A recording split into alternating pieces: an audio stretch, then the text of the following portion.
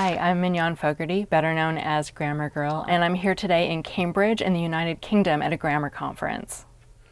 About 8 years ago, I was a working writer and editor in Silicon Valley, and I was always looking up rules for myself, for my own writing, and I noticed my clients making the same mistakes over and over again in their writing. I've also always been interested in technology, and podcasting was new at the time, and I took those two interests, podcasting and writing, and decided to make the GrammarGirl podcast. That comes out every Thursday night. It did, and it still does, and now there's also a newsletter and website and books and games to go with it.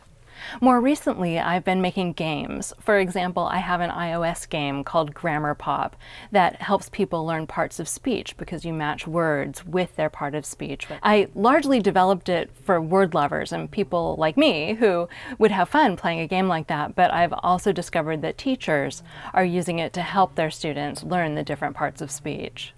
Because of my podcast and website and newsletter, a lot of people find me online. I'm on Twitter and Facebook as GrammarGirl, and it used to be Dress for Success, and now I think even more so it's Write for Success.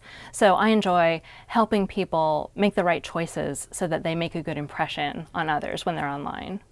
All sorts of different people seem to enjoy the GrammarGirl podcast and website. I hear from truckers who spend a lot of time on the road and want to listen to podcasts, and I hear from CEOs who make all their employees listen, and school children in China who are learning English, and of course American and British English teachers and students.